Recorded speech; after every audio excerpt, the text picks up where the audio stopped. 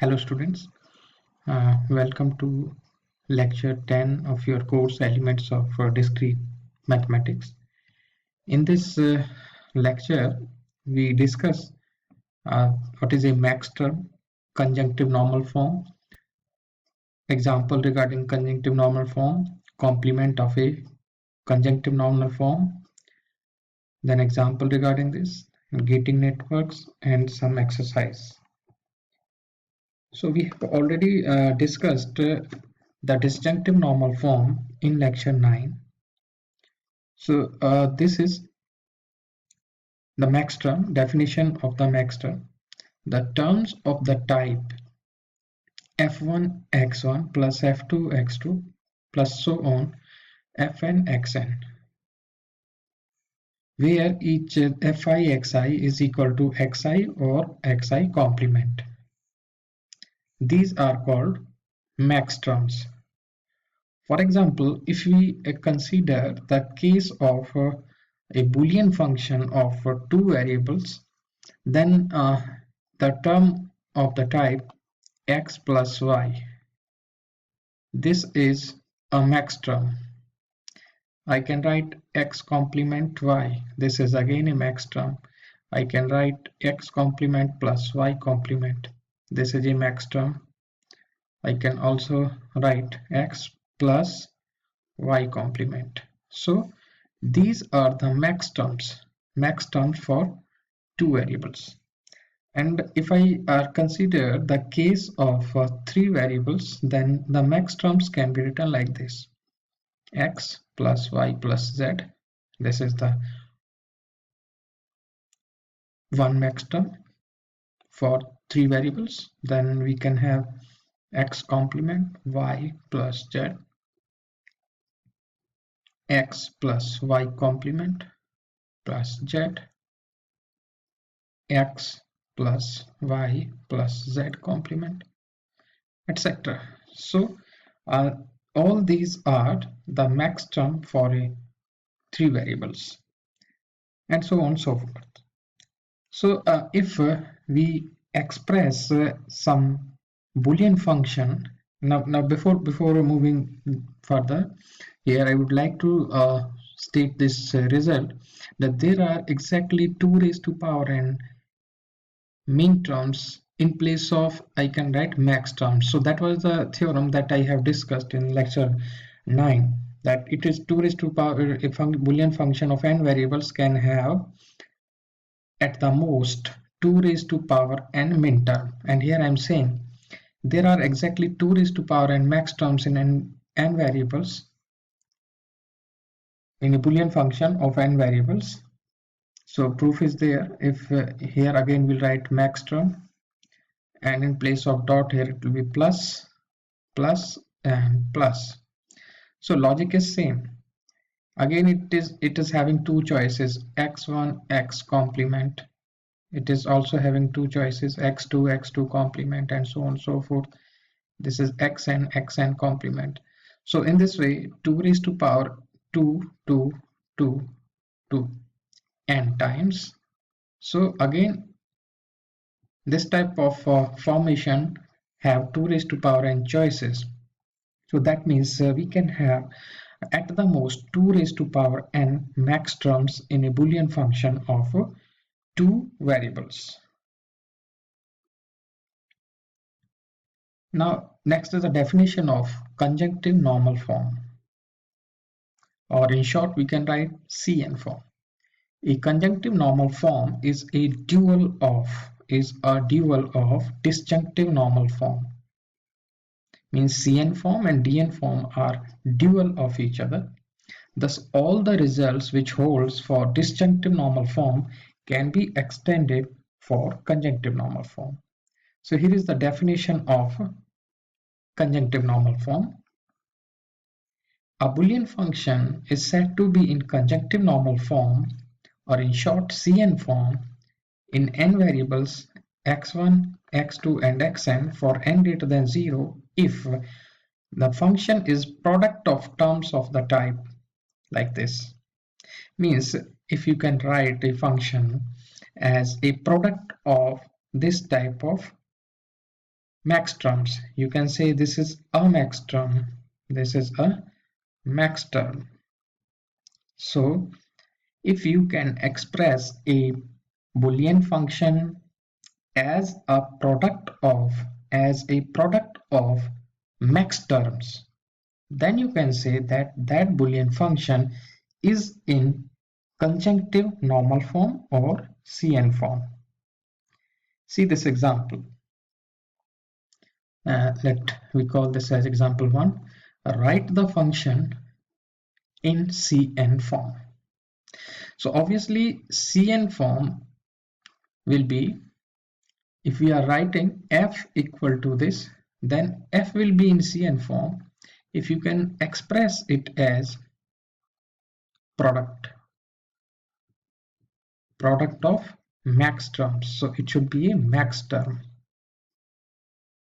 It should be a max term.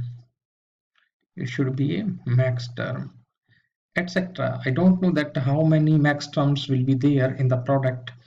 So at the most, but we can have, because this is the case of 3 variables, but maximum number of max term can be 8, but it can be smaller than 8 also, product of less than 8 max terms. So let us simplify the expression first. You are having xy complement plus xz complement plus x complement. So here we can apply the De Morgan's law as explained in the lecture 9 also. So by De Morgan's law you have this next step, and again in this part you are applying the De Morgan's law, so you get x complement plus y, and here again on applying the De Morgan's law we can have x complement plus z complement plus x complement. Fine. So now by applying the commutative law you can put this x complement first and plus this term later. Now here you can apply the distributive law. You are distributing this x plus over this product. Basically here is the product, dot is there, so you are distributing it over here, dot will remain here, and further you are distributing it over. That means you will keep it with this and also with this. So that can give you x complement plus y, and dot is here, then you are also taking it here, so I can get x complement plus z. Consequently, using the idempotent law, this x complement plus x complement gives you, this part gives you x complement only, plus y. We are having dot here again, so further x complement plus x complement in this bracket again gives you x complement. So now you can see how this part can become a max term in 3 variables. This is not a max term in 3 variables, so means the third variable is required. Similarly in this case also a third variable is required, because we want to express f as a product of max terms. So I want to make this part as a max term in 3 variables and this as a max term. So here the variable z is missing. So by complement law, you know that z dot z complement is 0. So you can write here plus z dot z complement because it gives you 0. And in this part, the variable y is missing. So you will add y dot y complement. Fine. Now further, you can consider this as a single entity, x complement plus y, and here it is z dot z complement, and then you apply the distributive law. You take x plus y with z, and you also take x plus y with z complement, and consequently we get 2 terms, this one and this one, from the first bracket. Dot. Further, using the same logic in this part also, you distribute x complement this with y dot with y complement. When you are taking this with y, so we are getting this part, and when we are taking it y complement, then we are getting this part. Now you can see that there are four. This expression is now product of four terms, and each of these term is a max term in three variables. So you can say that now f is a product of max terms, but you shall ensure that none of these four, in among these four, none of the max terms should be repeated. So you can see here, I think one is repeated, and just that is this one and this one. These two are same. So when two terms are same, then product of two according to logic of Boolean algebra, that will be written only once. So finally, we are having f as a product of three max terms. And here we can say now f is in CN form, means conjunctive normal form. So this is one example regarding CN form. Now further, if we move, as seen earlier, if there are n variables, then the total number of min terms will be 2 raised to power n. Here we are talking about max terms. So max term is 2 raised to power. Therefore, any CN form can have at most 2 raised to power n max terms. A conjunctive normal form in n variables which contains all 2 raised to power n max terms is called the complete conjunctive normal form. For example, we are taking the case of Boolean function of two variables. So suppose we are having x plus y dot x complement plus y dot x plus y complement dot x complement plus y complement. Then this f is a complete conjunctive normal form because this Boolean function consists of two variables, so therefore it should have 2 raised to power 4 max terms, and you can see that this is a product of 4 max terms. So we can say this f is in the complete conjunctive normal form in two variables. Now look at this example here. Find the Boolean function f in CN form that is given by the following table. In fact, we can also obtain a Boolean function using a truth table. Suppose there are 3 Boolean variables, then for 3 Boolean variables we can construct the truth table like this: 1 1 1, 4 times we will write, then here 2 1 1, 0 0 1 1 0 0, and 1 0 1 0. That is the basic procedure to construct the truth table. Now we are looking at the output. That means the Boolean function is giving you the output 1, and here 0 0 0 1 1 1 0. So you want to have the CN form. For the CN form, the Boolean function must be identically equal to 0, and for a DN form, the Boolean function must be identically equal to 1. So 0 is there in 4 rows: 2nd, 3rd, 4th, and the 8th row. So solution to get basically we have to focus only on those rows in which the output is 0. So to get the expression in CN form, we look at the values of the function fxyz when it is 0.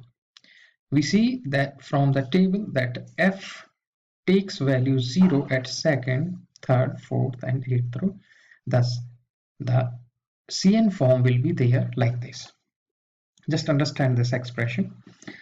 In second row, we are having the output 0 and x is 1, y is 1. If we look at in the form of a circuit, that this is the circuit x and this is y, and suppose this is z here. So in fact, in second row, x and y are in on stage. They are in on stage, and z is in off stage. And when we are finding the output, then output is 0. Means here input is 1, but the input here is 0. So but finally we are getting the input 0. That means these are not in fact the input is not coming due to these. That means the input is coming due to their complement. So that is why we can write here x complement.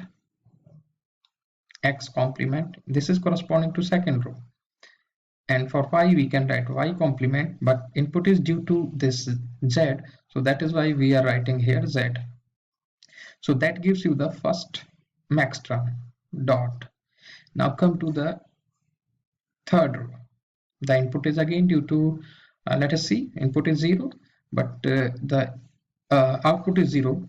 The input variables are x1, y0, z1. So here input is due to y.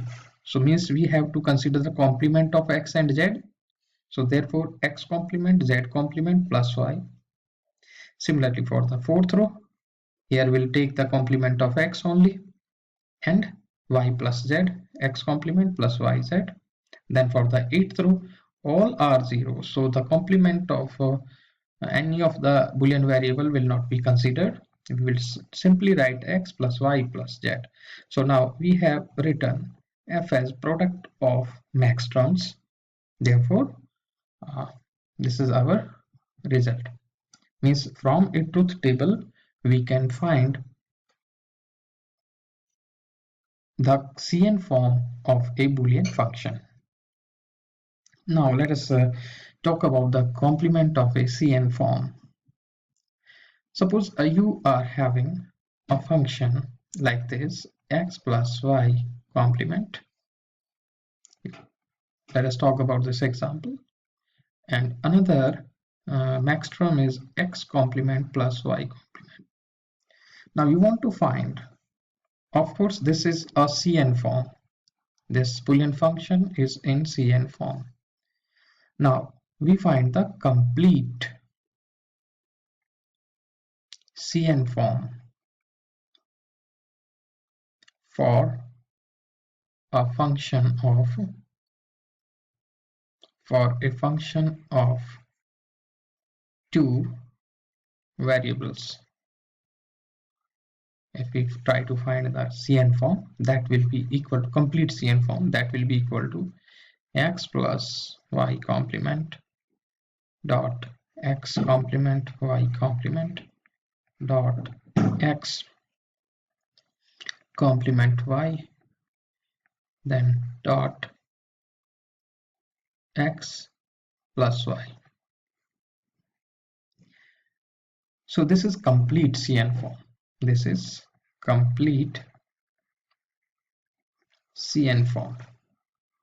Now from this complete Cn form, we omit, if we want to find the complement of this Cn form, then this from complete Cn form, we should omit those max terms which are present in the original Boolean function or in the original Cn form. So x plus y complement is there, so we cross it here. Now x complement plus y complement is there, so we cross it here, and then we are left with this max term and this max terms. So therefore the complement of this Cn form is equal to x complement plus y dot x plus y. So that is how we can find the complement of a CN form. Next is the basic logic gates. The basic elements of a circuit are called gates. Each type of gate implements a Boolean operation. Using these gates, we will apply the rules of Boolean algebra to design the circuits that perform a variety of tasks.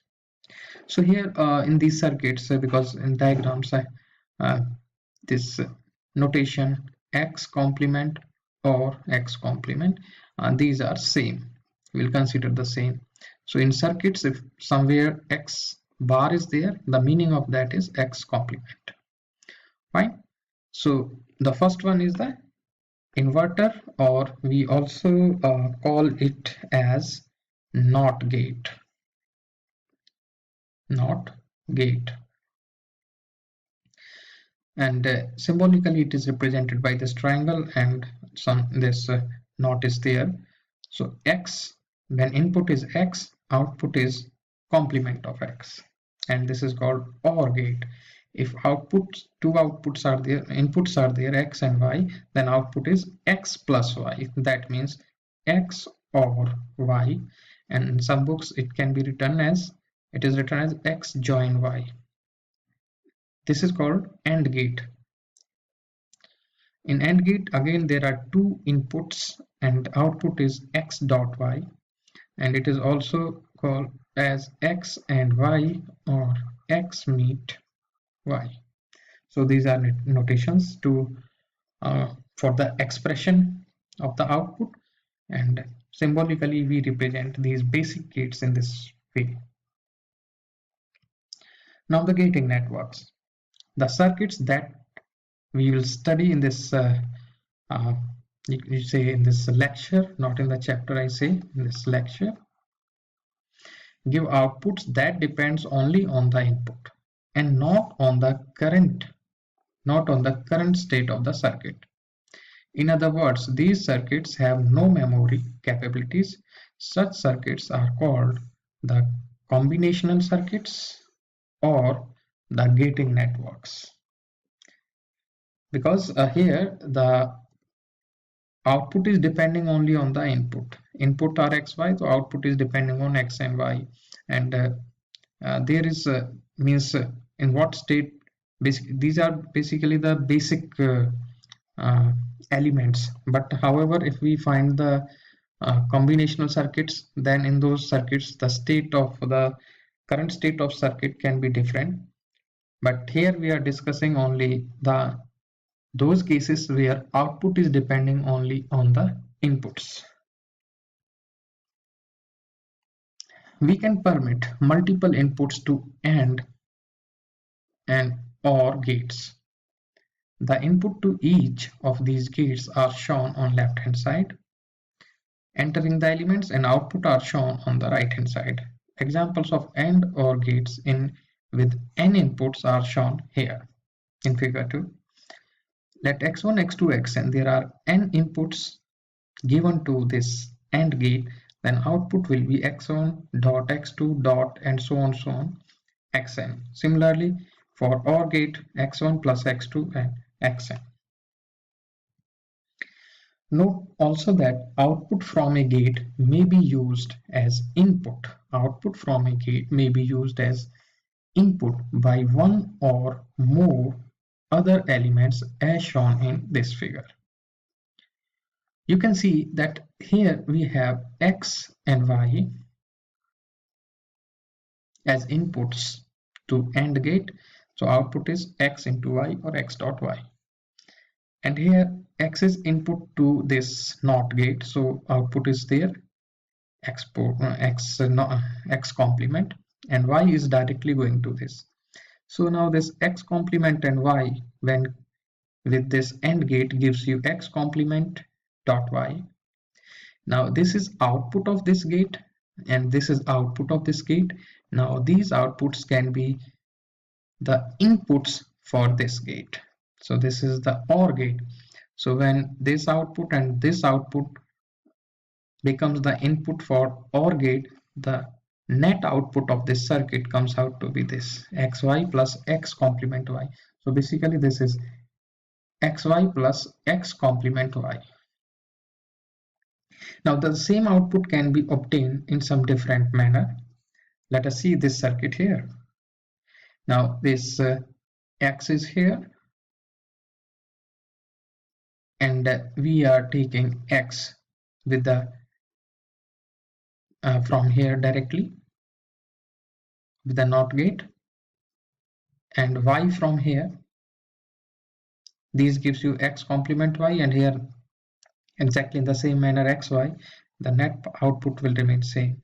So a circuit can be drawn in more than one way.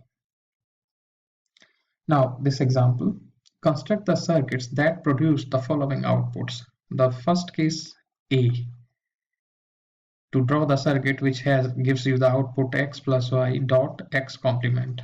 The second case, to draw the circuit which gives you the output x complement y plus z complement and complement of whole. And third is x plus y plus z dot x complement y complement z complement. So we can draw these circuits. These are shown in the subsequent figure. This is for A part.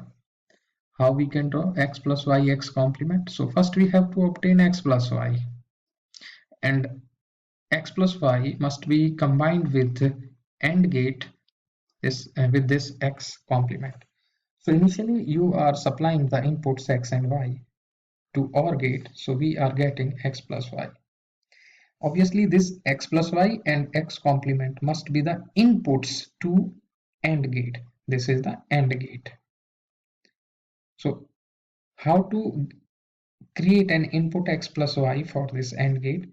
Definitely it can be created with the help of an OR gate. So x plus y, using an OR gate, we are creating this input and we are supplying it to this AND gate. Now how to create this input? We require NOT gate for this. We are having x, this giving you the x complement, and it becomes the input for that, and we are getting this output. So this is the circuit for this desired output. For the B part, we require this output. That means we have to create inputs in this manner. First we have to create x naught y z x complement y z complement and complement of the whole thing. So you start from the x, y and z. X is there. From x you require x complement. That means x naught. At this it can be given using a NOT gate. So this is coming to the AND gate, because between x complement and y plus z complement and complement of whole you require dot. Dot means the AND gate. AND gate is there. This is AND gate. Fine. Now one input you have already supplied to this AND gate. Now you have to create this kind of input. So let's go for y, then go for z. You don't require z directly, but you require z complement. That can be created using a NOT gate. So z complement is there. Now you require y plus z complement. So it can be created using an OR gate. So you are supplying these inputs y and z complement to OR gate. So we are obtaining this y plus z. Further, to this AND gate you require y plus z complement and its complement again. That is why you have to give this input to a NOT gate, so it becomes the complement of that. Now it becomes the input for this AND gate. Now this input and the input x complement through the AND gate gives you this output. Exactly in the same manner, if you want to have that kind of output, you can proceed in the same way as I have explained in the earlier two cases. So based on this discussion, you can solve this exercise. In exercise 1 to 5, you have to find the output of the given circuit. Here, what is the output? What is the output here? The inputs are given to you using these circuits. What will be the output there? You need to find it out from 1 to 5. And further, if you are given the Boolean expressions, you have to construct the circuits for these Boolean expressions. So these are the textbooks we have consulted for this lecture. Thank you. That's it about this lecture.